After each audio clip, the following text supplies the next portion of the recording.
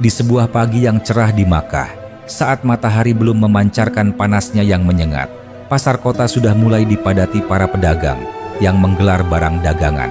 Aroma rempah mengambang di udara, bercampur dengan suara unta yang mengaum pelan dan derap langkah orang-orang yang sibuk dengan urusan masing-masing.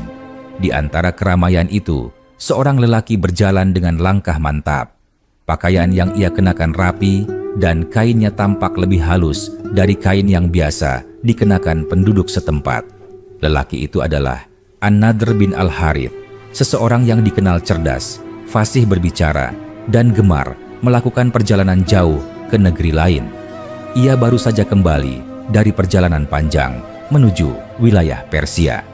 Ia membawa cerita tentang raja besar, medan perang luas, dan para pahlawan yang namanya menghiasi gulungan cerita kuno. Perjalanan itu membuatnya tampak semakin percaya diri, bahkan lebih tinggi dibanding sebelumnya. Banyak orang Quraisy mendekat untuk bertanya, dan ia menjawab mereka dengan senyuman sombong. Di sana, katanya sambil menunjuk ke utara, aku melihat keagungan yang tidak bisa kalian bayangkan. Istana dengan dinding tinggi, taman yang dipenuhi bunga yang tidak pernah kita lihat di tanah gurun, dan prajurit dengan pakaian besi yang berkilau tertimpa cahaya matahari. Seorang pemuda berkata dengan penuh kekaguman, "Ceritakan lagi, ceritakan bagaimana para prajurit itu bertempur." An-Nadr mengatur napasnya dan mulai menggambarkan sebuah pertempuran hebat. Ia melukiskan debu yang berterbangan ketika dua pihak saling berhadapan, teriakan para prajurit, dan suara dentingan logam. Para pendengar membentuk lingkaran, menatapnya dengan mata berbinar. Ceritanya seperti pesona yang menarik perhatian siapa saja yang mendengarnya. Namun di balik semua itu, ada sesuatu dalam diri An-Nadr yang gelap dan semakin membesar sejak ajaran Nabi mulai tersebar di Makkah. Ia merasa terancam. Ia takut kehilangan posisi yang ia nikmati di tengah kaumnya. Ia melihat bagaimana sebagian pemuda mulai duduk diam mendengar bacaan ayat suci, sesuatu yang ia sendiri tidak dapat menandingi meski memiliki 1000 kisah. Pada suatu sore, ketika Nabi sedang membacakan wahyu di dekat Ka'bah, sekelompok kecil orang berkumpul. Mereka mendengarkan dalam keheningan. Di kejauhan, An-Nadr melihat situasi itu dengan rasa kesal yang makin menggelegak. Ia menunggu sampai Nabi jauh dari tempat itu, lalu melangkah mendekati kerumunan. "Dengarkan aku," katanya lantang. Beberapa orang menoleh. "Kalian memuji apa yang barusan kalian dengar. Kalian mengatakan bahwa itu luar biasa. Padahal aku memiliki kisah yang jauh lebih menakjubkan." Ia mulai membacakan cerita panjang tentang seorang pahlawan Persia yang gagah, penuh keberanian, dan mampu menaklukkan musuh-musuhnya. Ia menyampaikan kisah itu dengan suara berirama, seolah sedang melantunkan syair. Orang-orang yang tidak kuat menghadapi tekanan sosial pun tergelincir kembali dan mengikuti alur ceritanya. Seorang lelaki tua yang memperhatikan dari jauh mendekatinya dan berkata, "Pelan, wahai An-Nadr, engkau adalah lelaki yang diberi kecerdasan. Mengapa engkau menjadikan kisahmu sebagai alat untuk menyaingi sesuatu yang tidak dapat dibandingkan?" An-Nadr menatapnya dengan sinis. "Aku hanya menunjukkan bahwa apa yang dibawakannya bukan sesuatu yang luar biasa. Kalau aku bisa membuat orang terpesona, maka ia bukan satu-satunya yang bisa mempengaruhi manusia." Lelaki tua itu menghela napas dan pergi meninggalkannya tanpa sepatah kata lain. Hari-hari berikutnya semakin dipenuhi ketegangan. Setiap kali Nabi menyampaikan pesan moral yang menyentuh hati, An-Nadr muncul dengan cerita baru. Setiap kali ayat tentang bangsa terdahulu yang mendustakan pesan langit dibacakan, ia menjawab dengan tawaan meremehkan. Dalam hatinya, ia merasa sedang memenangkan sesuatu. Ia merasa sedang menjaga kehormatan kaumnya. Padahal yang benar, ia sedang berperang melawan ketakutannya sendiri terhadap perubahan. Waktu terus berjalan. Persekusi terhadap kaum muslimin semakin keras. Mereka disiksa, dipaksa menghentikan keyakinan mereka, diusir, bahkan dirampas hartanya.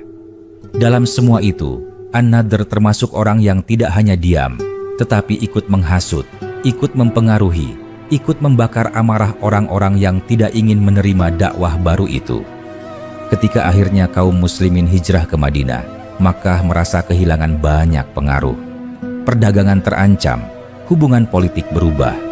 Ketika peperangan pertama antara dua pihak pecah di Lembah Badar, An-Nadr ikut dalam barisan Quraisy. Ia berangkat dengan keyakinan bahwa kemenangan akan berada di pihak yang lebih besar jumlahnya.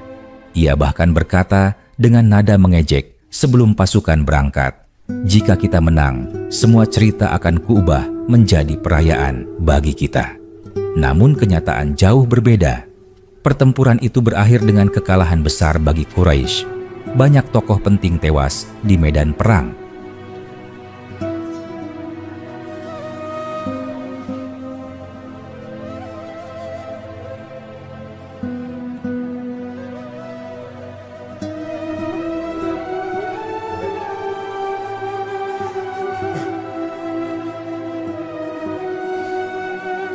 Banyak pula yang ditangkap sebagai tawanan, termasuk An-Nadr sendiri.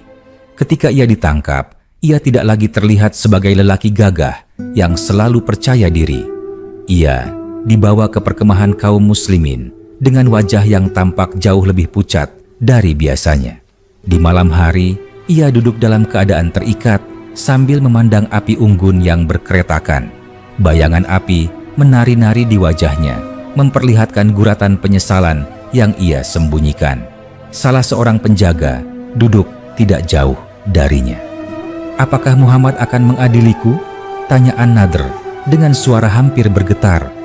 Penjaga itu menjawab singkat, beliau sedang meninjau keadaan para tawanan. Beberapa saat kemudian, Nabi datang. An-Nadr berusaha menegakkan badan, mencoba menunjukkan sedikit sisa kewibawaannya, tetapi suaranya tetap goyah ketika ia berbicara. "Aku tahu mengapa aku di sini," katanya. "Tetapi aku ingin berbicara denganmu sebelum keputusan apapun diberikan." Nabi memandangnya dengan tenang. "Katakanlah." Aku telah mengatakan banyak hal tentangmu. Aku mengakui itu. Aku telah mengejek apa yang kau bawa. Bukan hanya satu kali, tetapi berkali-kali. Aku melakukannya karena aku takut. Aku takut kaummu berubah. Aku takut kehilangan posisi yang kupegang. Semua ini aku lakukan karena ketakutan itu." Nabi tidak segera menjawab. Waktu seolah berhenti. Api unggun menjadi satu-satunya suara yang terdengar. "Setiap manusia diberi kesempatan," kata Nabi akhirnya. "Kesempatan untuk mendengar dengan jujur, kesempatan untuk memilih jalan yang benar. Kau diberi kesempatan itu berkali-kali, tetapi engkau memilih untuk menyesatkan orang lain, bukan hanya dirimu sendiri." An-Nadr menunduk. "Jika aku diberi satu kesempatan lagi, aku akan memperbaiki semuanya." "Kesempatan itu sudah datang kepadamu," jawab Nabi. "Engkau memilih jalan yang kau anggap benar. Kini engkau melihat akibat dari pilihanmu." Suasana menjadi begitu hening, seolah gurun pun menahan napasnya. Tidak ada suara angin saat itu. Tidak ada gurauan dan tidak ada tawa. An-Nadr tidak lagi tampak seperti pengisah cerita besar. Ia hanyalah seorang manusia yang berdiri di hadapan kebenaran yang dahulu ia abaikan. Setelah keputusan hukum dijalankan dengan tertib dan tanpa perlakuan yang tidak manusiawi, malam kembali tenggelam dalam keheningan. Para sahabat melihat wajah Nabi yang tampak serius, bahkan sedikit sedih. Mereka tahu beliau tidak pernah menikmati jatuhnya hukuman terhadap siapapun. Setiap keputusan dijalankan bukan karena dendam, tetapi karena keadilan yang harus ditegakkan tanpa memihak. Di kejauhan, langit dipenuhi bintang. Sebagian mengatakan bintang malam itu tampak lebih redup, seolah sedang menyaksikan berakhirnya sebuah kisah yang dimulai dari kesombongan, dipenuhi ejekan, dan berakhir dengan penyesalan yang datang terlambat. Gurun yang sunyi menjadi saksi bahwa setiap manusia, betapapun kuat kata-katanya, tidak dapat berlari dari dampak pilihan yang ia buat. Kisah tentang An-Nadr kemudian menyebar perlahan dari mulut ke mulut. bukan sebagai cerita tentang kekalahan, tetapi sebagai pelajaran mendalam bagi mereka yang ingin memahami bagaimana kesombongan bisa menutup pintu kebenaran. Bahkan, orang-orang Quraisy yang dulu menikmati dongengnya kini mulai membicarakan kembali apa yang sebenarnya terjadi. Beberapa dari mereka mulai berpikir ulang tentang sikap mereka selama ini. Ada yang pada akhirnya memilih untuk bergabung dalam Islam di kemudian hari. Ada pula yang tetap bertahan dalam keengganan mereka. Namun, kisah itu tetap menjadi bagian dari perjalanan panjang kota itu menuju masa depan yang berubah selamanya. Setelah peristiwa itu berlalu dan rombongan pasukan Quraisy yang tersisa kembali ke Makkah, kota itu terasa berbeda. Tidak ada lagi nyanyian kemenangan seperti yang mereka bayangkan sebelum berangkat. Tidak ada sorak-sorai, tidak ada pesta. Bahkan, pasar yang biasanya penuh teriakan pedagang kini lebih sunyi. Orang-orang berjalan dengan langkah berat, seolah setiap gerakan mereka dipikul oleh beban berita kekalahan yang terlalu besar untuk diterima. Di sepanjang jalan utama, para ibu menunggu kabar tentang keluarga mereka. Sebagian menangis karena kehilangan, sebagian hanya menatap kosong ke arah gurun, berharap melihat sosok yang mereka kenal pulang dengan selamat. Di antara semua itu, nama An-Nadr menjadi salah satu yang paling sering disebut. Bukan karena keberaniannya dalam perang, tetapi karena kehadirannya yang selama ini begitu keras mengisi percakapan sehari-hari rakyat Makkah. Salah satu dari para pemuda yang dulu sering duduk mendengarkan ceritanya, duduk di depan rumahnya. Pemuda itu bernama Rif'ah. Ia dikenal sebagai pendengar setia kisah-kisah Persia yang dibawakan oleh An-Nadr. Kini ia duduk sambil menatap tanah, memainkan batu kecil dengan jarinya tanpa arah. Ibunya keluar dari rumah dan berkata, "Pelan, kau tidak makan sejak pagi." "Tidak lapar," jawab Rif'ah lirik.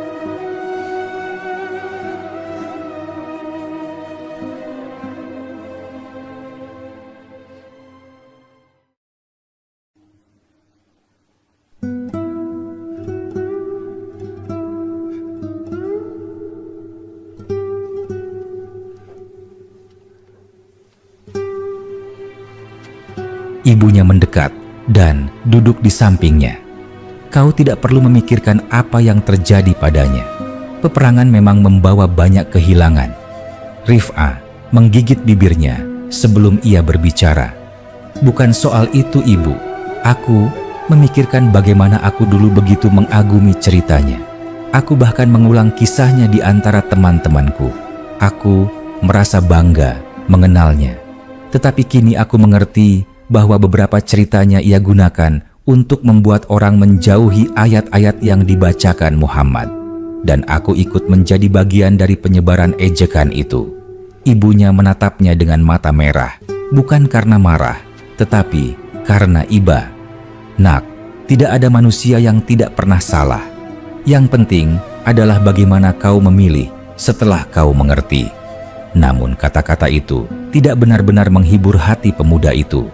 Ia bukan hanya kehilangan orang yang pernah ia kagumi, tetapi juga kehilangan kepercayaan pada dirinya sendiri.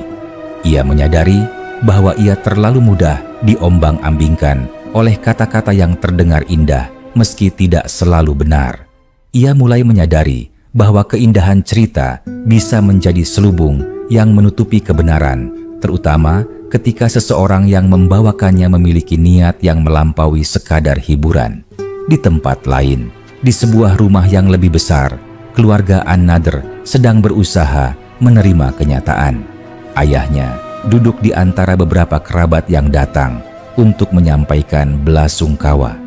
Tidak ada yang berbicara lantang. Mereka berbicara dengan suara pelan, seolah ketakutan akan memanggil kembali bayangan dari gurun. Ayahnya berkata dengan suara bergetar. Ia selalu berpikir bahwa kata-katanya dapat memenangkan hati banyak orang. Ia selalu percaya bahwa kepandaiannya dalam bercerita akan membuatnya dihormati. Aku tidak menyangka ia akan mengambil jalan sejauh itu. Salah satu kerabatnya berkata, ia merasa sedang mempertahankan kedudukan kaumnya. Ia merasa sedang memerangi sesuatu yang akan mengubah tatanan Makkah. Ayahnya menatap jauh ke depan, seolah melihat sesuatu yang tidak dapat dilihat oleh orang lain. Tetapi ia tidak pernah benar-benar mendengarkan apa yang dibawa Muhammad. Ia menutup hatinya sebelum memahami, dan kesombongan itu menjadi jerat yang ia ciptakan sendiri. Air mata mulai jatuh satu persatu dari mata lelaki itu. Tidak ada orang yang berani menepuk pundaknya. Kesedihan itu terlalu dalam untuk disentuh. Sementara itu, di pasar, orang-orang mulai menceritakan kembali apa yang terjadi dalam Perang Badar. Ada yang mengatakan bahwa kekalahan itu harus menjadi pelajaran. Ada yang menyalahkan kesombongan para pemimpin Quraisy. Ada pula yang perlahan mengakui bahwa selama ini mereka terlalu memandang remeh dakwah yang berkembang di Madinah. Beberapa pemuda yang dulu menikmati kisah-kisah Persia kini mulai membandingkan cerita itu dengan ayat-ayat yang pernah didengar dari Nabi.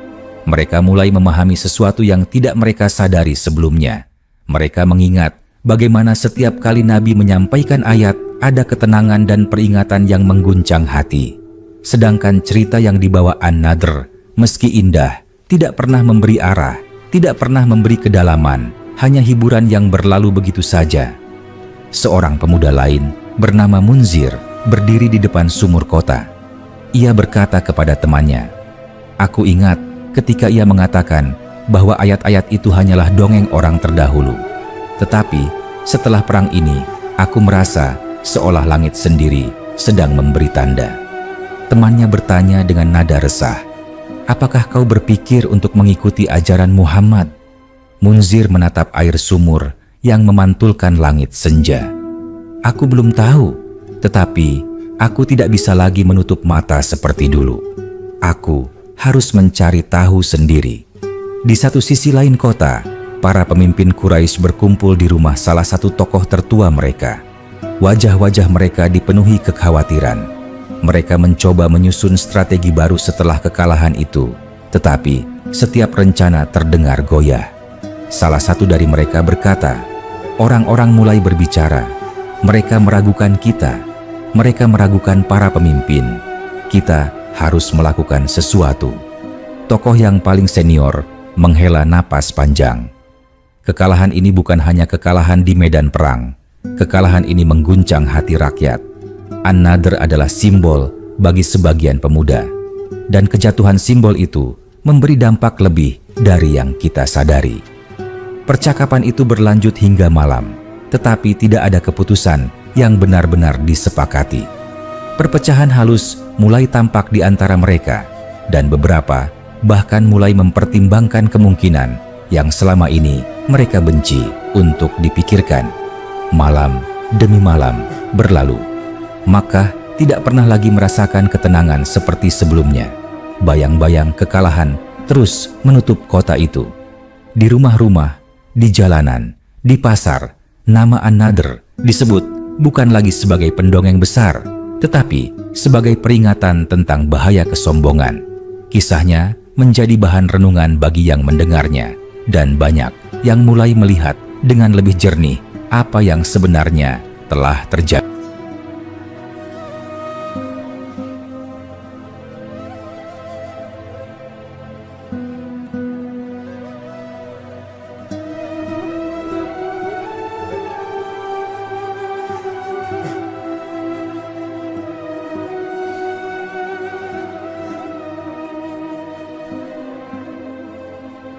Pada suatu malam, Rif'ah kembali duduk di tempat biasa.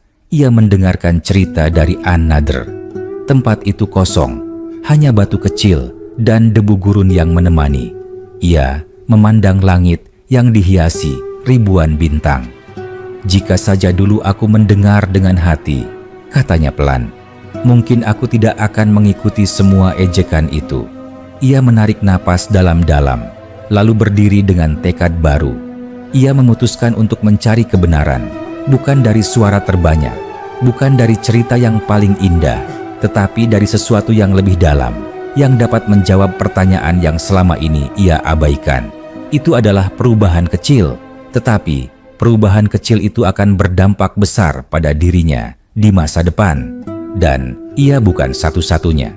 Banyak pemuda lain yang memulai perjalanan batin serupa setelah hilangnya An-Nadhr. Demikianlah Makkah memasuki masa baru, masa yang penuh gejolak, penuh pencarian, penuh tanda tanya. Dan dalam semua itu, kisah An-Nadhr tetap hidup sebagai pengingat bahwa kata-kata indah bisa menjadi pedang bermata dua, dan kesombongan bisa menutup jalan seseorang menuju kebenaran yang sesungguhnya. Hari-hari terus berlalu setelah kekalahan Quraisy di Badar, dan kehidupan di Makkah berubah perlahan namun pasti. Perubahan itu tidak selalu terlihat jelas di permukaan, tetapi terasa di hati banyak orang. Suasana kota terasa lebih berat daripada sebelumnya. Para pedagang masih membuka lapak, unta masih melintas, dan pasar tetap ramai. Tetapi ada perbedaan yang tidak bisa diabaikan. Tidak ada lagi gurauan lantang yang biasa terdengar dari pemuda yang dulu mengikuti cerita An-Nadhr. Bahkan orang-orang yang dulu paling keras menentang dakwah Nabi kini sering terdiam lama, tenggelam dalam pikiran masing-masing. Pada suatu sore, ketika matahari mulai turun ke balik bukit-bukit batu, dua pemuda bernama Rif'ah dan Munzir berjalan melewati jalan kecil yang menuju daerah perbukitan. Keduanya dulu merupakan pengagum kisah-kisah Persia yang dibawakan An-Nadhr. Kini, langkah mereka tidak lagi bersemangat seperti dulu. Mereka berjalan perlahan, seolah beban di bahu mereka bukan lagi sekadar beban fisik, tetapi beban moral yang sulit dijelaskan dengan kata-kata. Aku merasa seolah dunia kita sedang berubah, kata Munzir akhirnya. Dulu, aku merasa hidup hanya tentang cerita, tentang kisah kepahlawanan, tentang hiburan yang membuat hari terasa ringan. Tetapi sekarang, aku merasa bahwa semua itu seperti bayangan yang terbang tertiup angin. Rif'ah mengangguk. Aku merasa hal yang sama, dan aku tidak mengerti mengapa baru sekarang aku merasakan kekosongan itu. Keduanya berhenti di puncak bukit. Dari sana, terlihat Ka'bah di kejauhan. Matahari menyinari batu-batu hitam bangunan itu, membuatnya tampak seperti sebuah titik pusat dari seluruh kota. Mereka memandang bangunan itu lama, seolah mencoba menangkap makna yang selama ini mereka lewatkan. Apa kau pernah benar-benar mendengarkan ayat yang dibacakan Muhammad? Tanya Rif'ah pelan. Munzir terdiam. Ia mencoba mengingat kembali. Aku pernah mendengar sebagian, jawabnya. Tetapi aku selalu datang dengan niat mengejeknya. Aku datang bukan untuk mendengar, tetapi untuk membuktikan bahwa aku tidak akan terpengaruh. Kau tidak sendirian, kata Rif'ah. Aku pun begitu. Keduanya duduk di atas tanah berpasir yang mulai dingin. Angin malam berhembus perlahan, membawa aroma gurun yang kosong namun damai. Munzir, kata Rif'ah, aku ingin mencari tahu. Aku ingin mendengar ayat itu dengan hati yang tidak memusuhi, tidak mendengar dengan niat menolak. Aku ingin mendengarnya seperti seseorang yang benar-benar ingin mengerti. Munzir menatapnya dengan ragu. Kau tahu apa akibatnya jika orang Quraisy melihatmu melakukan itu? Kau tahu bagaimana mereka memperlakukan siapapun yang menunjukkan ketertarikan pada ajaran itu? Aku tahu, jawab Rif'ah. Tetapi rasa takut tidak akan mengubah apapun. Jika kebenaran itu ada, aku tidak ingin menghabiskan seluruh hidupku tanpa mengetahuinya. Munzir memejamkan mata sejenak, lalu membuka kembali. Jika kau pergi untuk mendengar, aku akan ikut bersamamu. Keduanya saling menatap. Ada tekad baru dalam diri mereka. Tidak ada yang berubah di luar, tetapi dunia batin mereka bergeser sedikit, dan pergeseran kecil itu akan membawa mereka pada perjalanan panjang yang tidak pernah mereka bayangkan. Sementara itu, di pusat kota, para pemimpin Quraisy berdebat sampai malam. Mereka merasa kehilangan arah. Sebagian dari mereka yang sebelumnya begitu yakin bahwa dakwah Nabi akan padam dengan sendirinya, kini mulai melihat sebaliknya. Mereka melihat bahwa kaum muslimin justru semakin kuat setelah hijrah dan setelah Perang Badar. Apa yang harus kita lakukan sekarang? Tanya salah satu pemimpin dengan suara tinggi yang tidak bisa disembunyikan lagi ketegangannya. Jika kita tidak mengambil langkah, maka akan kehilangan.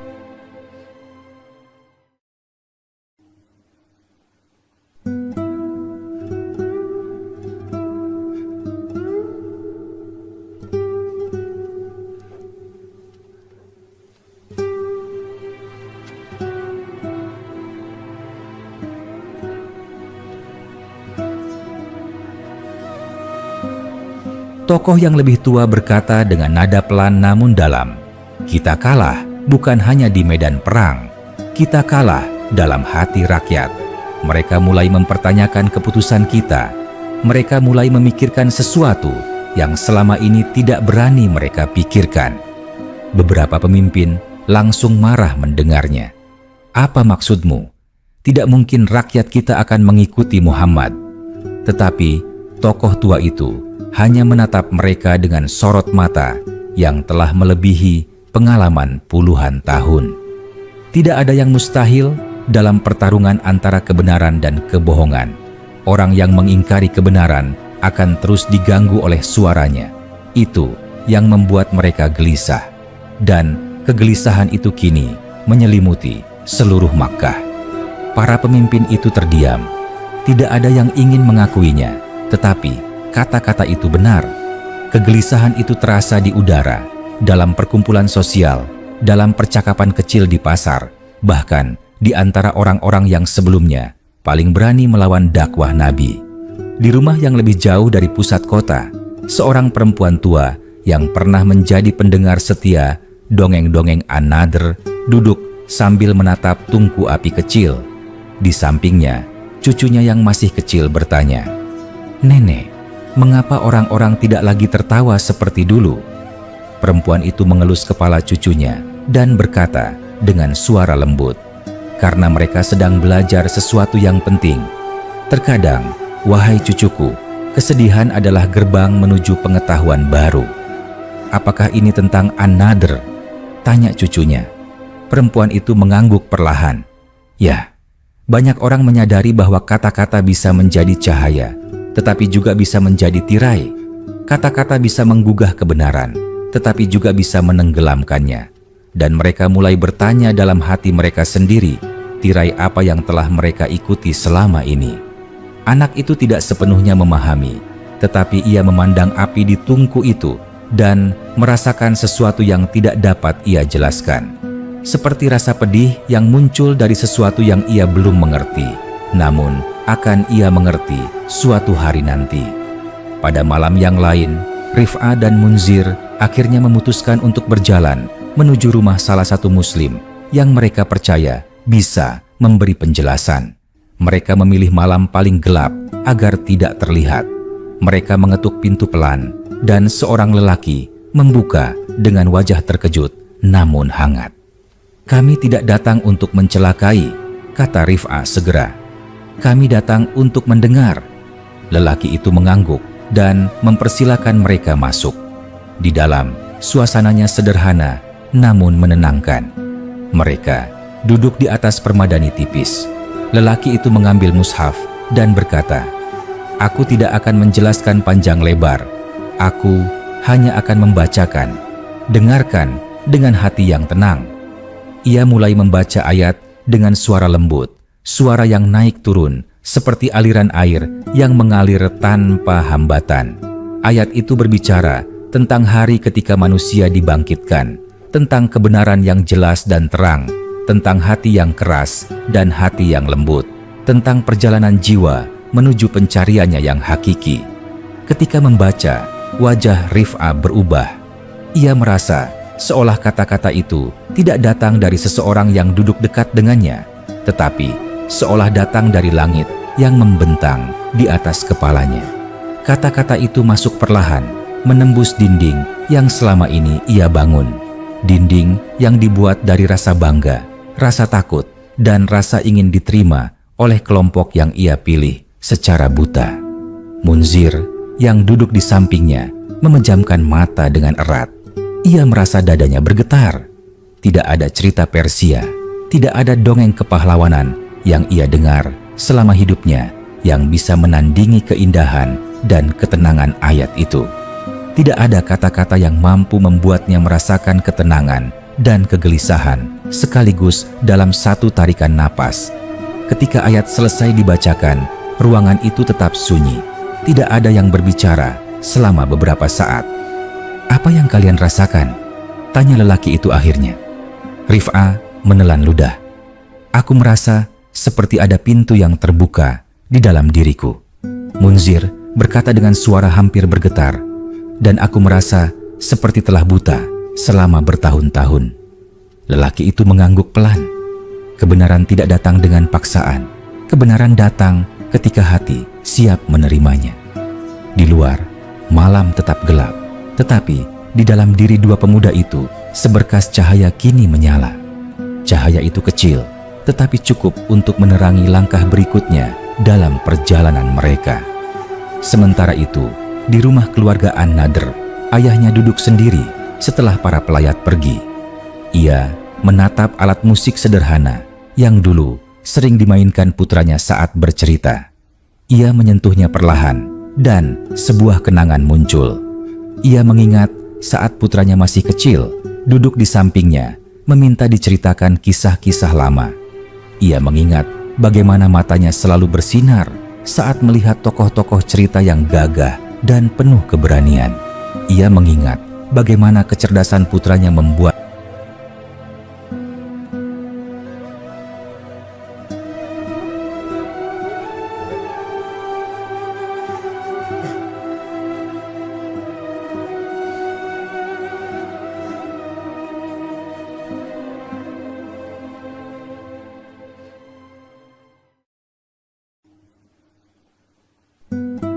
Namun ia juga mengingat bagaimana putranya tumbuh menjadi seseorang yang terlalu mencintai suara sendiri, terlalu yakin bahwa kepandaian berbicara adalah cukup untuk menghadapi apapun, termasuk menghadapi sesuatu yang jauh lebih besar dari dirinya. Ayahnya menunduk dan berbisik pada dirinya sendiri, "Anakku, andai kau mendengar dengan hati, bukan dengan ego, mungkin jalanmu akan berbeda." Dan di luar sana, Makkah terus bergerak menuju masa depan yang tidak pernah dibayangkan oleh para penghuninya. Perubahan-perubahan kecil yang terjadi di hati sebagian penduduknya akan menjadi bibit bagi perubahan yang lebih besar. Dan kisah An-Nadr tetap menjadi bayangan yang mengikuti mereka, bukan untuk menakuti, tetapi untuk mengingatkan bahwa kesombongan adalah dinding yang paling tebal antara manusia dan kebenaran. Setelah malam, ketika Rif'ah dan Munzir pertama kali mendengar ayat itu, mereka pulang dengan langkah yang berbeda dari sebelumnya. Langkah mereka tidak lagi menggantung, tetapi mantap, meski hati keduanya penuh kegelisahan. Mereka tahu bahwa malam itu adalah awal dari sesuatu yang tidak dapat mereka hentikan lagi. Setiap kali angin gurun berhembus, seolah ia membawa gema ayat yang baru saja mereka dengar. Seolah kalimat itu tidak berhenti setelah dibacakan, tetapi terus hidup dan berputar di dalam diri mereka. Besok paginya, Makkah masih sibuk seperti biasa, tetapi bagi kedua pemuda itu, dunia tampak berbeda. Mereka melihat keramaian, namun keramaian itu seakan tidak menyentuh mereka. Mereka merasa seperti sedang berada di tempat yang sama, tetapi hati mereka sudah berpindah ke dunia yang baru. Munzir berdiri di dekat pasar, memperhatikan para pedagang yang berteriak menawarkan dagangan. Ia memandang wajah orang-orang yang berlalu lalang. Ia melihat kecemasan yang dulu tidak pernah ia sadari. Ia melihat ketakutan yang tertutup, kesombongan yang rapuh, keyakinan yang dibangun bukan atas dasar pemahaman, tetapi atas dasar tradisi yang tidak ingin mereka lepaskan. Rif'ah menghampirinya. "Aku tidak bisa berhenti memikirkan ayat itu," katanya. "Aku merasa ada sesuatu yang terlepas dari diriku, tetapi aku belum tahu apa." Munzir mengangguk pelan. Ayat itu seperti air yang turun ke tanah kering. Ia meresap perlahan, dan aku merasa tanah itu adalah diri kita. Keduanya berjalan pelan, tetapi percakapan mereka kini lebih dalam daripada percakapan yang pernah mereka lakukan selama bertahun-tahun. Mereka tidak lagi berbicara tentang kisah Persia, tentang pahlawan hebat, atau tentang petualangan yang memicu imajinasi. Sekarang mereka berbicara tentang diri mereka sendiri, tentang pertanyaan yang selama ini tidak pernah mereka berani tanyakan. "Apa kau takut?" tanya Rif'ah. "Tentu," jawab Munzir jujur. "Kita hidup di kota di mana orang-orang yang berpikir berbeda dianggap musuh. Kau tahu apa yang bisa terjadi apabila seseorang mengetahui apa yang kita cari." Rif'ah menarik napas panjang. "Tetapi aku lebih takut apabila aku hidup tanpa tahu kebenaran. Aku lebih takut apabila aku melanjutkan hidup seperti dulu, mengikuti suara orang lain, mengejek sesuatu yang belum pernah kuusahakan untuk mengerti." Percakapan itu membawa mereka pada kesepakatan baru. Mereka akan terus mendengar ayat secara sembunyi-sembunyi. Mereka akan mendalami apa yang selama ini mereka jauhi. Mereka akan membuka pintu yang selama ini mereka tutup rapat. Dalam beberapa hari berikutnya, mereka datang kembali ke rumah lelaki Muslim itu. Rumah yang sederhana, tetapi kini menjadi tempat pelarian bagi dua pemuda yang merasa hampa. Kali ini, mereka tidak hanya mendengarkan ayat, tetapi mulai bertanya. "Apa makna dari ayat yang berbicara tentang hati?" tanya Munzir. "Mengapa banyak ayat yang mengingatkan manusia tentang kesombongan?" tanya Rif'ah. Lelaki itu menjawab dengan sabar, menjelaskan dengan kata-kata yang lembut, tanpa memaksa, tanpa menghakimi. Ia menjelaskan bahwa ayat-ayat itu bukan sekadar bacaan, tetapi petunjuk hidup. Ayat itu berbicara bukan kepada telinga, tetapi kepada hati. Ia menjelaskan bahwa kesombongan adalah akar yang membuat banyak manusia menolak kebenaran, meski kebenaran itu terang di depan mata mereka. Pada malam itu, setelah sesi pembelajaran mereka selesai, Rif'ah berkata kepada lelaki itu, "Aku ingin menceritakan sesuatu. Dulu, aku mengagumi cerita Persia yang dibawa oleh An-Nadr. Ia adalah orang yang sangat berpengaruh untukku. Ia membuatku merasa bahwa dunia ini dipenuhi kekuatan dan kebesaran. Tetapi, semakin aku mendengar ayat, aku menyadari bahwa semua cerita itu hanya bayangan, hanya gambaran tentang dunia yang bergerak, tetapi tidak pernah menyentuh jiwa." Lelaki itu tersenyum pelan. Tidak salah untuk mengagumi cerita, tetapi yang membuatnya berbahaya adalah ketika cerita dijadikan ukuran kebenaran, ketika kisah manusia disejajarkan dengan wahyu yang berasal dari sesuatu yang jauh lebih tinggi.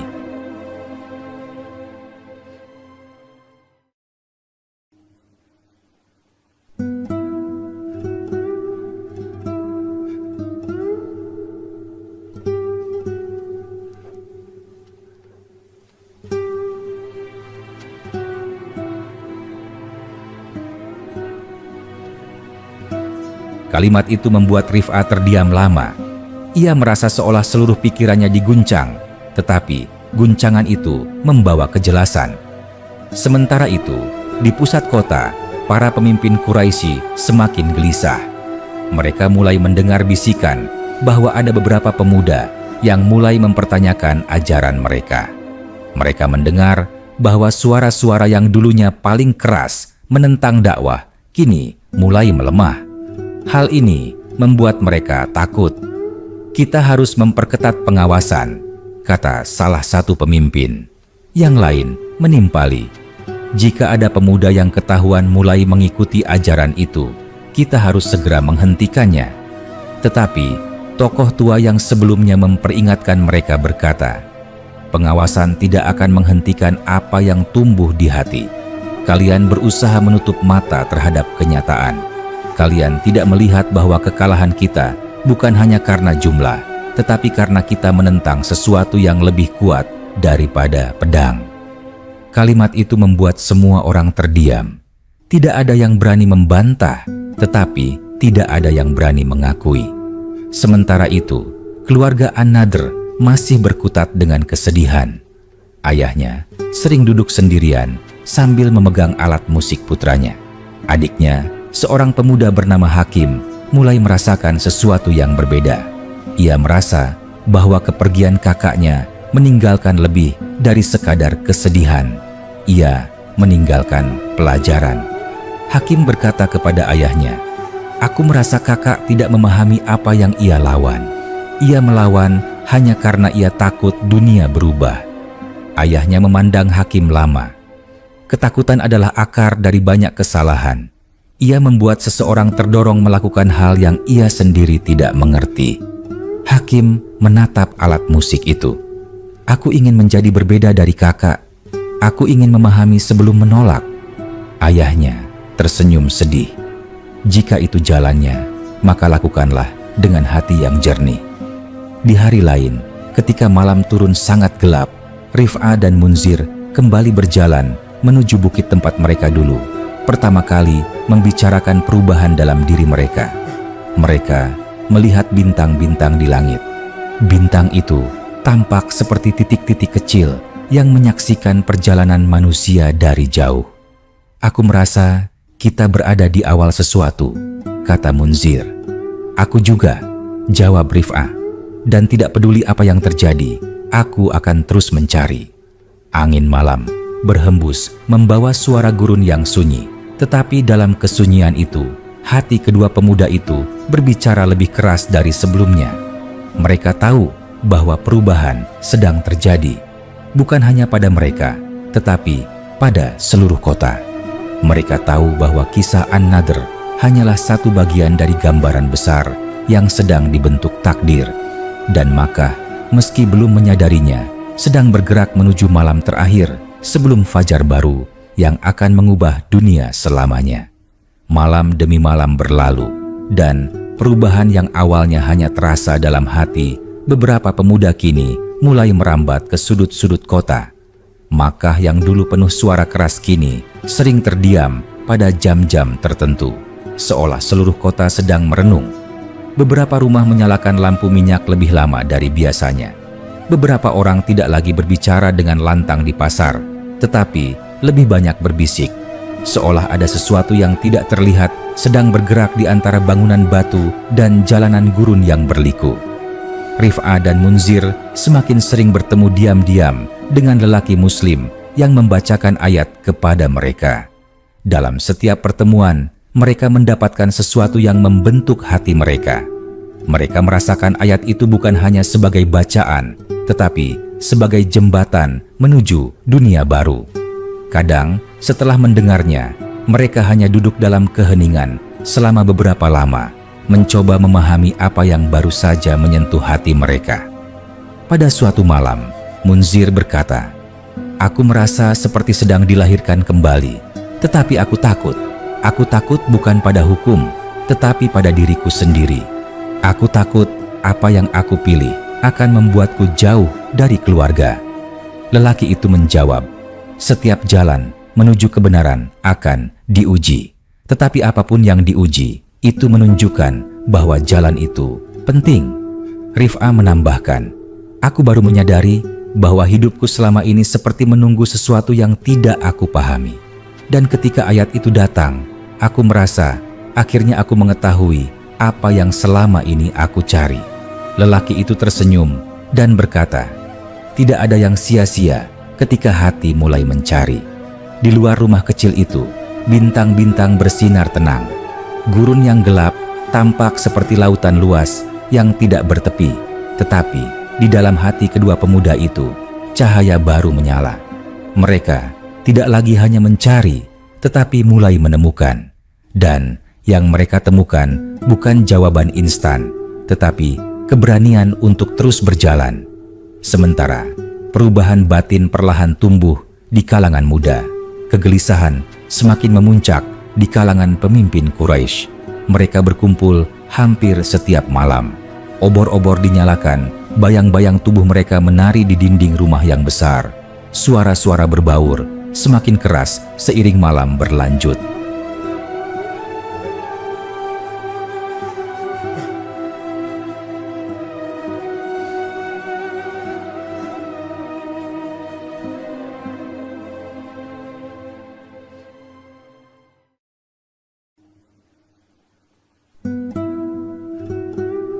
Kita tidak bisa membiarkan perubahan ini, kata salah satu pemimpin. Kita harus menunjukkan kepada rakyat bahwa kekalahan di Badar hanyalah sebuah kecelakaan. Yang lain menimpali dengan suara keras. Kita kehilangan banyak orang, dan tidak sedikit dari mereka adalah tokoh penting. Jika kita menunjukkan kelemahan, kita akan kehilangan Makkah. Tokoh tua itu menggeleng pelan. Kalian tidak memahami apa yang sebenarnya terjadi. Kekalahan kita bukan hanya kekalahan fisik. Ada sesuatu yang lebih dalam terjadi di kota ini. Kalian dapat mencoba menahan orang-orang dengan kekuatan, tetapi kalian tidak bisa menahan hati mereka. Apa maksudmu? Tanya pemimpin lain. Orang-orang mulai melihat bahwa kebenaran tidak dapat dibungkam dengan suara keras. Mereka mulai mempertanyakan alasan mereka selalu menolak ajaran Muhammad. Dan kalian tidak menyadari bahwa di antara pemuda kota, benih-benih perubahan telah tumbuh. Suasana menjadi sangat hening setelah ia berbicara. Tidak ada yang menyahut. Mereka semua menyadari hal itu, tetapi tidak ada yang berani mengakuinya. Ketakutan kini menggenggam mereka, bukan karena ancaman dari luar, tetapi karena perubahan dari dalam. Sementara itu, di rumah keluarga An-Nadr, adiknya Hakim memulai perjalanan batinnya sendiri. Ia sering keluar pada malam hari, bukan untuk bertemu siapapun, tetapi untuk berjalan sendirian. Ia mencoba memahami apa yang membuat kakaknya memilih jalan seperti itu. Ia mencoba melihat dengan perspektif baru yang muncul sejak kepergian kakaknya. Pada suatu malam, ia berjumpa dengan Rif'ah di sebuah bukit. Keduanya tidak pernah berbicara sebelumnya, tetapi malam itu takdir mempertemukan mereka. Hakim melihat Rif'ah duduk sendirian di atas batu besar. Ia mendekat dengan penuh kehati-hatian. "Aku sering melihatmu naik ke bukit ini," katanya. Rif'ah menoleh. "Tempat ini tenang. Aku bisa berpikir di sini." Hakim duduk di sampingnya tanpa diundang, tetapi Rif'ah tidak menolak. "Kakakku suka tempat seperti ini," kata Hakim pelan. "Ia sering datang untuk menyusun cerita. Ia selalu mengatakan bahwa cerita dapat menguasai hati manusia." Rif'ah tersenyum sendu. "Aku adalah salah satu yang dikuasainya." Hakim memandangnya dengan mata penuh rasa ingin tahu. "Apakah kau masih mengingat cerita kakakku?" "Aku mengingat semuanya," jawab Rif'ah. "Tetapi sekarang aku menyadari bahwa cerita itu hanya membuatku terpesona. Ia tidak pernah membawa kedamaian." Hakim menunduk. "Aku ingin berbeda dari kakakku. Aku ingin mengerti sebelum aku mengambil sikap tentang apapun. Aku ingin tahu apa yang sebenarnya terjadi di kota ini." Rif'ah menatapnya. Dalam tatapan itu ada rasa iba, tetapi juga rasa hormat.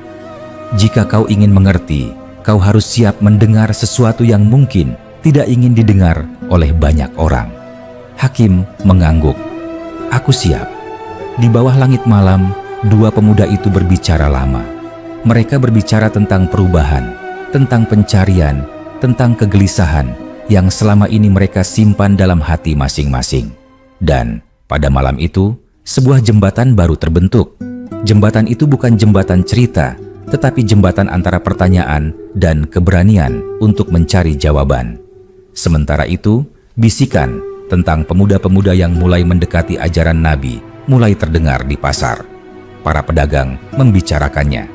Para penduduk memandang ke kanan dan kiri sebelum membahasnya. Para budak yang sebelumnya diam, kini mulai bertanya. Bahkan, beberapa orang yang paling keras terhadap dakwah mulai diam dalam waktu lama ketika mendengar isu itu. Makkah berubah bukan karena perang, tetapi karena hati-hati yang perlahan retak dari kesombongan yang selama ini menutupnya. Beberapa hari berikutnya, Munzir dan Rif'ah hampir ketahuan oleh salah satu penjaga Quraisy ketika mereka berjalan pulang dari rumah lelaki muslim itu. Mereka berdua berpencar dan bersembunyi di balik tumpukan batu. Nafas mereka tersengal, tetapi hati mereka semakin yakin. Ketika mereka bertemu kembali di bukit, Rif'ah berkata, "Apakah kau masih ingin melanjutkan ini meski berbahaya?" Munzir menatap langit dan menjawab dengan suara yang tiba-tiba tegas, "Aku tidak akan kembali ke hidup lama. Jika kebenaran itu nyata, aku tidak akan meninggalkannya karena rasa takut." Rif'ah menepuk bahunya. "Maka kita melangkah bersama." Dan dengan demikian, Makkah yang dulu diwarnai oleh cerita Persia, pesta, dan kesombongan, dalam tradisi kini mulai dipenuhi gerakan-gerakan halus menuju perubahan. Tidak ada yang melihatnya di permukaan, tetapi itu bergerak seperti sungai bawah tanah yang lambat, tetapi pasti mengubah bentuk tanah di atasnya. Tak seorang pun tahu bahwa perubahan itu kelak akan membawa mereka pada zaman baru yang mengubah wajah tanah Arab selamanya. Beberapa pekan berlalu sejak Rif'ah dan Munzir mulai mendengarkan ayat secara diam-diam. Perubahan dalam diri mereka semakin jelas. Cara mereka memandang dunia tidak lagi sama. Mereka merasa lebih tenang, tetapi juga lebih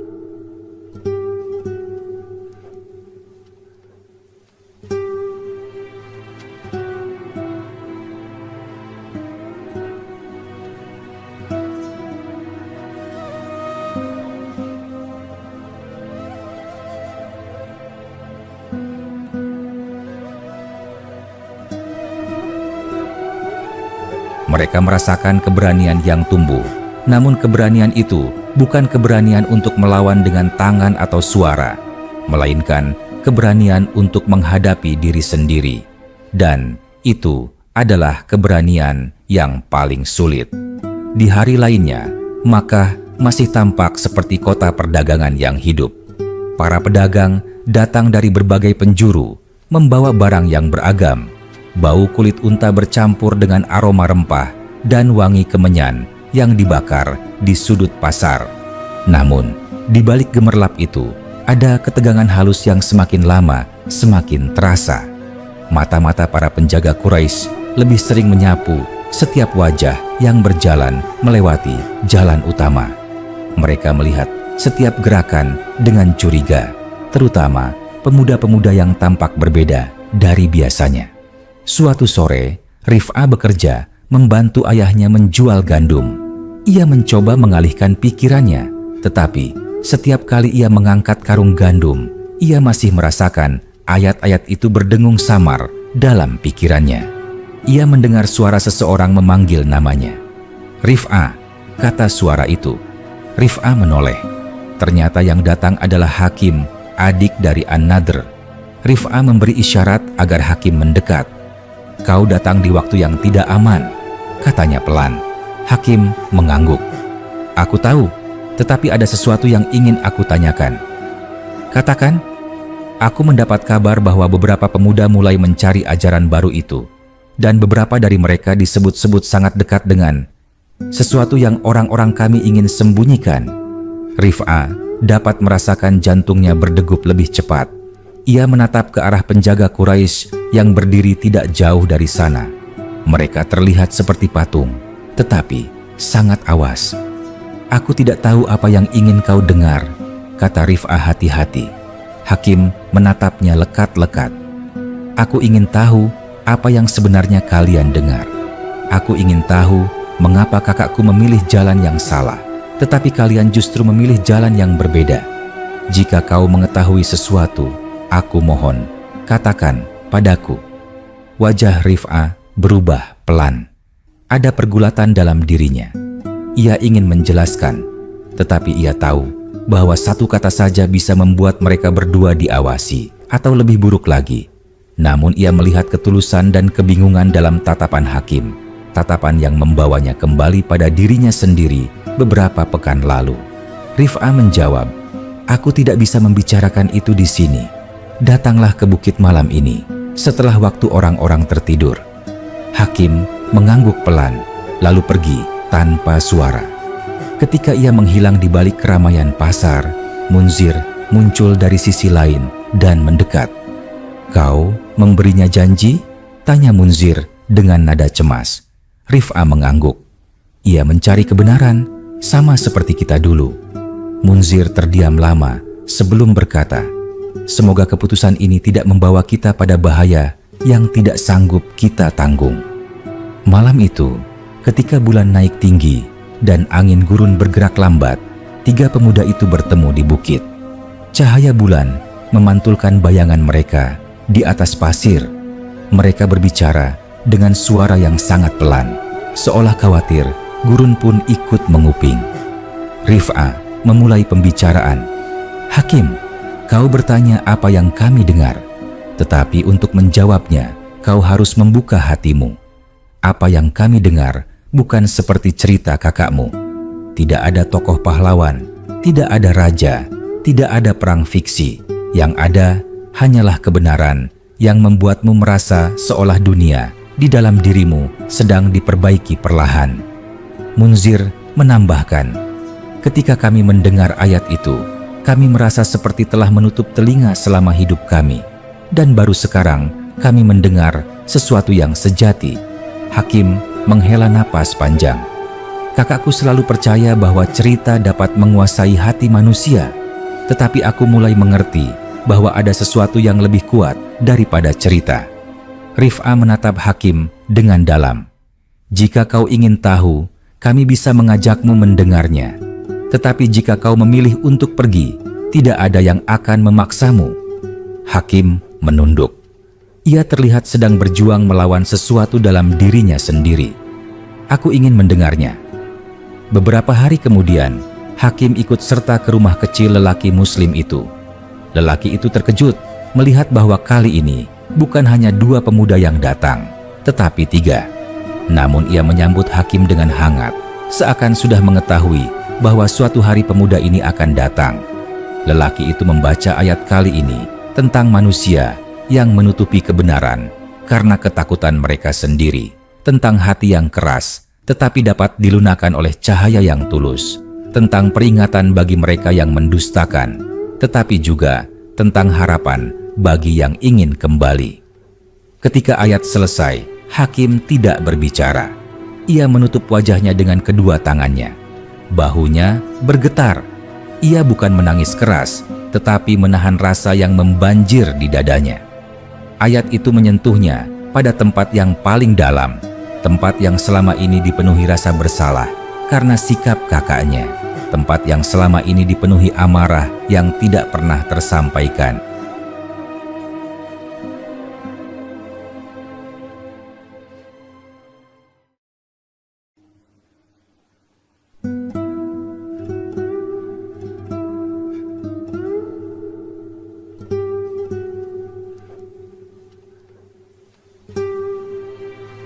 Lelaki Muslim itu mendekat pelan dan berkata, "Ayat ini bukan untuk menyakiti, tetapi untuk menyadarkan.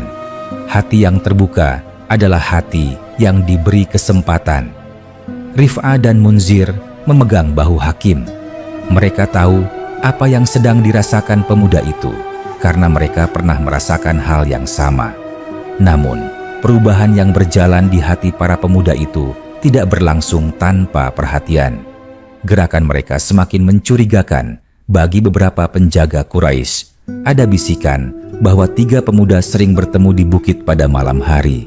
Ada gosip bahwa mereka mendatangi rumah seseorang yang dikenal sebagai penganut ajaran baru. Suatu sore, ketika Munzir sedang berjalan sendirian dekat sumur tua, 2 penjaga Quraisy menghampirinya. Mereka menatapnya tajam. "Kami mendengar kau sering keluar malam," kata salah satu penjaga. Munzir menelan ludah, tetapi ia menjaga wajahnya tetap tenang. "Apakah keluar malam adalah kejahatan sekarang?" "Kami mendengar kau sering bertemu seseorang," kata penjaga lainnya. "Kami mendengar kau sedang mencari sesuatu yang seharusnya tidak kau cari." Munzir tidak menjawab. Ia tahu bahwa setiap kata bisa menjadi bukti bagi mereka. Namun, tatapannya tidak berubah. Ia menatap balik para penjaga itu dengan tenang. "Kami akan mengawasi kalian," kata salah satu penjaga sebelum pergi meninggalkan Munzir. Setelah penjaga itu pergi, Munzir duduk di tepi sumur, mencoba menenangkan dirinya. Namun ia sadar bahwa perjalanan mereka kini memasuki tahap yang lebih berbahaya. Ia menyadari bahwa setiap langkah mereka kini berada dalam bayang-bayang ancaman. Ketika malam tiba, ketiga pemuda itu bertemu di bukit. Wajah Munzir terlihat lebih tegang dari biasanya. "Mereka mulai mengawasi kita," katanya. Rif'ah terdiam. Hakim memandang ke bawah. Angin gurun bergerak lebih cepat malam itu, seolah merasakan kegelisahan manusia yang berdiri di atas tanahnya. Rif'ah akhirnya berkata, "Jika jalan ini berbahaya, maka kita harus melangkah lebih hati-hati. Tetapi kita tidak bisa berhenti, tidak sekarang." Hakim menambahkan, "Jika aku berhenti sekarang, aku akan kembali pada hidup yang penuh kebohongan. Aku tidak ingin itu." Dan pada malam itulah ketiganya membuat keputusan yang akan menentukan jalan hidup mereka. Mereka memutuskan untuk terus belajar meski ada ancaman. Mereka memutuskan untuk tetap melangkah meski ada bahaya. Mereka memilih jalan yang membuat hati mereka merasa hidup. Di kejauhan, gurun tetap sunyi, tetapi di dalam sunyi itu, dunia perlahan berubah. Tidak dengan suara keras, tetapi dengan getaran di hati manusia yang mencari kebenaran. Malam demi malam berlalu, dan setiap langkah yang diambil oleh Rif'ah, Munzir, dan Hakim membawa mereka semakin dalam ke dunia baru yang sebelumnya tidak pernah mereka bayangkan. Mereka mulai mengenali bahwa apa yang mereka perjuangkan bukan hanya sekadar keberanian untuk mendengar ayat, tetapi juga keberanian untuk mempertahankan hati mereka dari godaan ketakutan yang selalu mengintai. Pada suatu malam, ketika mereka kembali mendengarkan bacaan ayat, suasana rumah kecil itu terasa lebih tenang dari biasanya.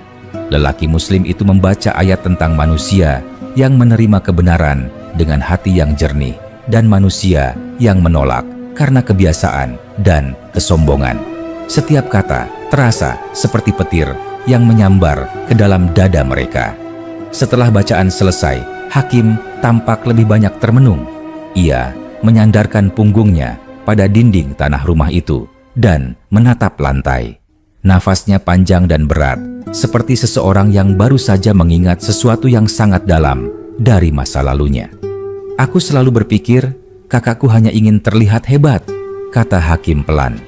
"Aku selalu merasa bahwa ia berbicara tentang cerita Persia karena ia ingin semua orang menatapnya. Tetapi setelah mendengar ayat-ayat ini, aku mulai mengerti bahwa mungkin kakakku sebenarnya takut. Mungkin ia takut karena ia merasakan sesuatu dalam ayat itu, tetapi ia tidak ingin mengakuinya." Lelaki Muslim itu menatap Hakim dengan lembut. Banyak manusia menolak bukan karena mereka membenci kebenaran, tetapi karena mereka takut apabila kebenaran itu mengubah seluruh hidup mereka. Munzir menambahkan, "Kita semua pernah berada di posisi itu. Kita semua pernah takut."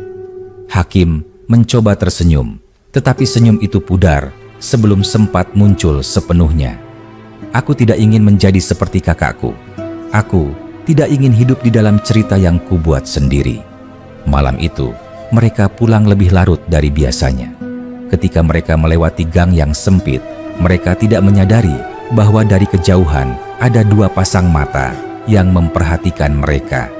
Dua penjaga Quraisy berdiri di balik bayangan rumah besar dan mengikuti mereka dengan pandangan tajam, tidak bergerak, hanya menunggu waktu yang tepat. Keesokan harinya, seluruh kota dipenuhi desas-desus baru. Para pedagang membicarakannya di pasar.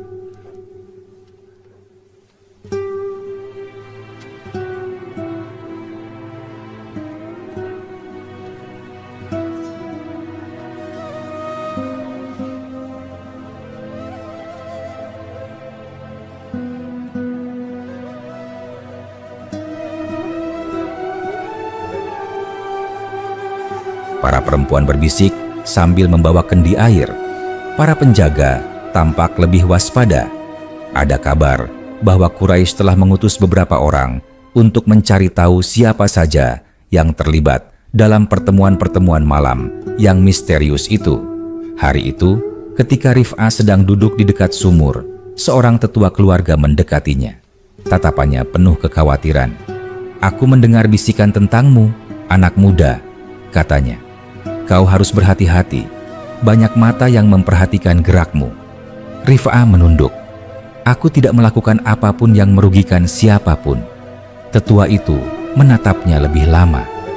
Ingatlah, kadang yang dianggap berbahaya bukan perbuatanmu, tetapi apa yang ada di dalam hatimu. Kalimat itu menusuk ke dalam dirinya. Ia tahu itu benar. Ia tahu bahwa bukan tindakan mereka yang membuat para pemimpin Quraisy gelisah, tetapi perubahan batin mereka. Pada malam berikutnya, mereka bertiga bertemu di bukit. Kali ini, angin bertiup lebih kencang, membuat pasir bergerak seperti ombak kecil. Mereka duduk berdekatan, mencoba menghangatkan diri dari dingin malam. Munzir berkata dengan suara tegas, "Kita tidak bisa terus seperti ini. Mereka sudah mulai mengawasi. Cepat atau lambat, mereka akan menemukan sesuatu." Hakim menatap kedua temannya. "Apakah kalian menyesal telah memulai semua ini?"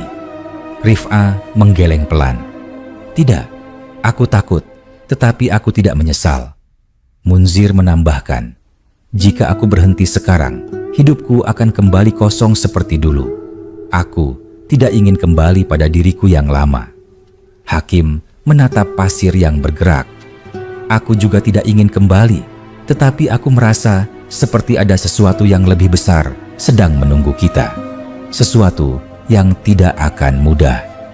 Sesaat setelah ia berbicara, mereka mendengar suara langkah kaki dari kejauhan. Suara itu pelan, tetapi cukup jelas untuk membuat ketiganya waspada. Mereka berdiri perlahan, hati mereka berdebar keras. Dari balik kegelapan muncul dua sosok. Ketika mereka mendekat, cahaya bulan memperlihatkan wajah mereka. Mereka adalah dua penjaga Quraisy. Penjaga pertama berkata, "Kami sudah memperhatikan kalian selama beberapa malam. Kalian sering berkumpul di sini. Apa yang kalian bicarakan?" Munzir menjawab dengan suara tenang, "Ini hanya tempat kami berpikir." Penjaga itu melangkah lebih dekat. "Kalian tidak terlihat seperti orang yang hanya berpikir. Kalian terlihat seperti orang yang menyembunyikan sesuatu." Hakim maju setengah langkah, mencoba menahan ketegangan. "Kami tidak menyembunyikan apapun." Penjaga kedua menatap mereka satu persatu dengan tajam. "Jangan membuat kami harus melapor. Jika kalian terlibat dalam sesuatu yang tidak diinginkan oleh para pemimpin, kalian bisa membahayakan keluarga kalian." Ancaman itu menggantung di udara, seperti pedang yang siap jatuh kapan saja. Namun ketiganya tetap diam, mencoba menahan diri agar tidak terpancing. Setelah beberapa saat, para penjaga itu pergi, tetapi bukan tanpa menoleh kembali beberapa kali. Ketika suara langkah mereka menghilang, ketiganya duduk kembali dengan tubuh yang lemas. "Aku merasa ini baru permulaan," kata Rif'ah. Hakim mengangguk. "Kota ini semakin gelisah, dan aku merasa semakin banyak orang yang mulai mempertanyakan sesuatu, tetapi mereka tidak tahu kepada siapa harus bertanya." Munzir menatap jauh ke arah kota. Cahaya obor terlihat berkelip dari kejauhan. Makkah sedang menunggu sesuatu, tetapi tidak ada seorang pun yang mengakuinya. Perubahan itu tidak hanya terjadi pada para pemuda. Beberapa keluarga mulai merasakan ada sesuatu yang tidak lagi sama. Beberapa ibu memperhatikan bahwa anak-anak mereka mulai bertanya tentang hal-hal yang dulu tidak pernah mereka pedulikan. Beberapa ayah mulai gelisah karena mendengar kabar bahwa ada ajaran baru yang semakin menyebar, meski tidak secara terang-terangan. Suatu malam, ayah Hakim memanggilnya. Ia duduk di halaman rumah sambil memandangi bintang-bintang. Ia tampak letih. "Hakim," katanya tanpa menoleh, "aku merasakan sesuatu yang aneh pada kota ini. Seperti ada angin baru yang bertiup membawa perubahan." Hakim duduk di samping ayahnya. "Kau merasa takut?" Ayahnya menarik napas panjang. "Aku takut bukan pada perubahan, tetapi pada kenyataan bahwa aku tidak mengetahui apa yang sebenarnya terjadi. Dan aku melihat perubahan pada dirimu juga." Hakim memejamkan mata sejenak. "Apakah kau marah padaku?" Ayahnya menatapnya untuk pertama kalinya malam itu. "Tidak, aku hanya tidak ingin kehilangan lagi. kepergian kakakmu meninggalkan luka yang belum sembuh. Hakim menunduk. Aku tidak akan hilang. Aku hanya ingin mengerti apa yang sebenarnya sedang terjadi. Ayahnya mengangguk perlahan. Jika itu jalanmu, maka berjalanlah dengan hati-hati. Pada malam itu, Hakim menangis dalam diam. Ia menyadari bahwa jalan yang ia pilih akan membawa konsekuensi besar, bukan hanya untuk dirinya, tetapi juga bagi keluarganya. Namun ia juga merasakan bahwa hatinya tidak lagi sanggup kembali pada kehidupan lama yang dipenuhi kebingungan.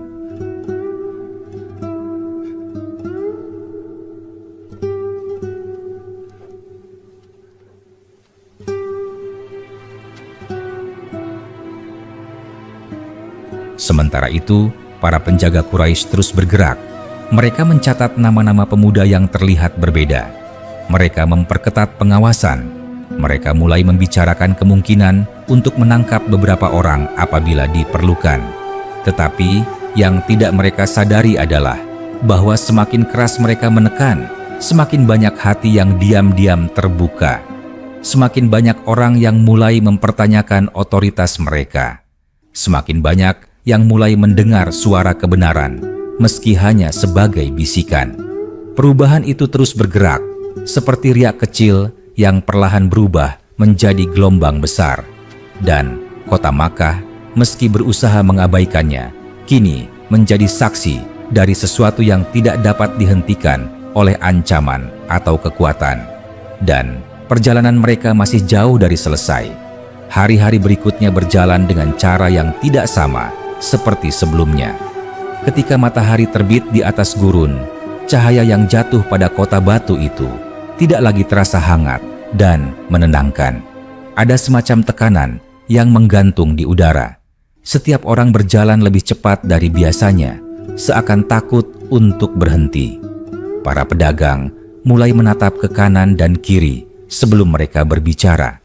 Para ibu mulai mengawasi anak-anak mereka lebih ketat, dan para penjaga Quraisy kini tampak seperti bayangan yang mengikuti setiap langkah penduduk kota. Rif'ah menyadari betapa mudahnya seseorang berubah hanya karena rasa takut. Ia melihat beberapa temannya yang dulu begitu percaya diri, kini memilih untuk diam. Ia mendengar kabar tentang beberapa pemuda yang dipanggil oleh para tetua untuk ditanyai mengenai kebiasaan baru mereka. Dan ia tahu bahwa waktu ketika ia dan dua temannya dapat bergerak bebas hampir berakhir. Malam itu, ketika ia bertemu Munzir di bukit, ia menemukan temannya itu duduk dengan tubuh sedikit membungkuk. Munzir tampak seperti seseorang yang sedang melawan badai dalam dirinya sendiri. "Aku bermimpi buruk tadi malam," kata Munzir tanpa menoleh. "Aku melihat banyak penjaga menangkap kita. Mereka menyeret kita di jalanan. Dan kota itu tampak seperti membiarkan semuanya terjadi." Rif'ah duduk di sampingnya. "Itu hanya mimpi." Munzir menggeleng pelan. "Tidak, aku merasa itu adalah peringatan. Aku merasa bahwa para penjaga kini sudah sangat dekat, dan kita semakin kehilangan tempat untuk bersembunyi." Rif'ah terdiam. Ia tidak bisa membantahnya, karena ia sendiri merasakan hal yang sama. Setiap langkah yang ia ambil kini terasa berat, seakan tanah kota itu menahannya agar ia tidak melanjutkan perjalanan. Namun, di sisi lain, ia merasa ada cahaya yang terus memanggilnya untuk melangkah. Tak lama kemudian, Hakim datang. Wajahnya pucat dan langkahnya terburu-buru. Ia duduk tanpa mengatakan apa-apa selama beberapa saat, hingga akhirnya ia berkata dengan suara yang hampir tidak terdengar, "Ayah memanggilku tadi. Ia mengatakan bahwa beberapa orang Quraisy bertanya tentang diriku." Munzir menatapnya. "Apa yang ayahmu katakan kepada mereka?" "Ayahku mengatakan bahwa aku hanya pemuda yang sering keluar untuk menenangkan pikiran. Ia berusaha melindungiku, tetapi aku tahu ia takut." Rif'ah menatap bintang di langit. "Kota ini mengurung kita perlahan-lahan, seperti jaring yang semakin lama semakin erat. Dan kita masih berada di tengahnya," kata Hakim. Ketiganya duduk dalam diam. Angin gurun malam itu terasa lebih dingin daripada biasanya, membawa suara samar dari kejauhan. Suara itu bisa saja hanya suara angin, tetapi di telinga mereka bertiga, suara itu terdengar seperti langkah-langkah ancaman yang semakin dekat. Beberapa hari setelah itu, sesuatu terjadi yang mengubah suasana kota menjadi lebih menegangkan lagi. Seorang pemuda bernama Amir yang dikenal sebagai teman mereka di masa kecil dipanggil oleh para penjaga Quraisy. Amir bukan orang yang pernah terlibat dalam pertemuan mereka, tetapi ia dikenal sebagai seseorang yang penuh rasa ingin tahu. Dan rasa ingin tahunya itulah yang membuat dirinya berada di tempat yang salah pada saat yang salah. Ia terlihat duduk di depan rumah para penjaga, dijaga oleh dua lelaki bertubuh besar. Wajah Amir pucat, tetapi ia mencoba terlihat tenang.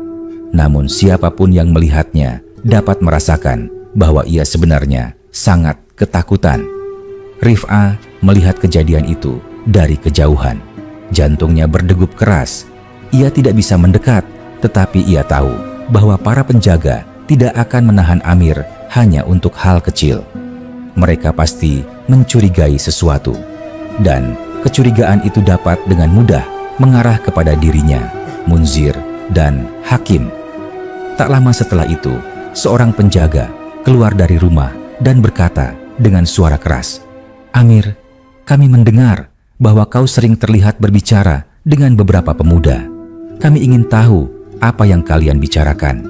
Jika kau menyembunyikan sesuatu, ini adalah waktumu untuk mengatakannya." Amir menggigit bibirnya. "Kami hanya berbicara seperti pemuda biasa. Tidak ada yang kami